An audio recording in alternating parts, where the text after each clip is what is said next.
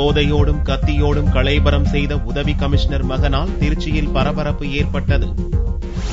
திருச்சி மாநகர உதவி கமிஷனர் அருள் அமரனின் மகன் நிர்மல் நிரஞ்சன் சனிக்கிழமையன்று நண்பர்களுடன் காரில் சென்றுள்ளார். அப்போது முன்னால் சென்ற இருசக்கர வாகனத்தின் மீது கார் மோதியது. இருசக்கரத்தை ஓட்டிய சாம்சன் என்பவருக்கும் நிர்மலுக்கும் கடும் வாக்குவாதம் ஏற்பட்டது. ஒரு கட்டத்தில் கைகலப்பாக மாறி கத்தியை எடுத்து கலவரத்தில் ஈடுபட அப்போது அங்கு வந்த போலீசார் இருதரப்பையும் சமாதானப்படுத்தினர்.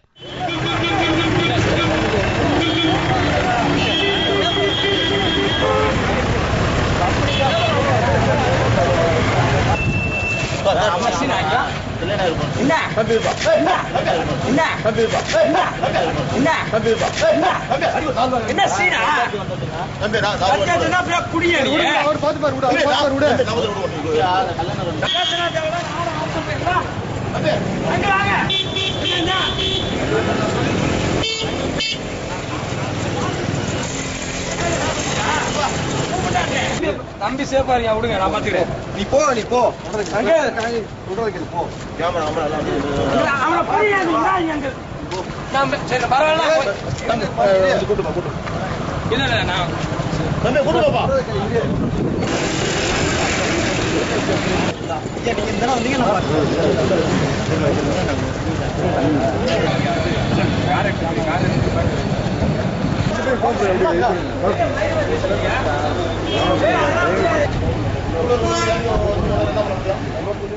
ஒரு கட்டத்தில் உதவி கமிஷனர் மகனை கட்டுப்படுத்த முடியாத போலீசார் சாம்சனை அங்கிருந்து பத்திரமாக மீட்டுச் சென்றனர். போலீசார் முன்னிலையிலேயே வாலிபர் தாக்கப்பட்ட விவகாரம் பரபரப்பை ஏற்படுத்தியது.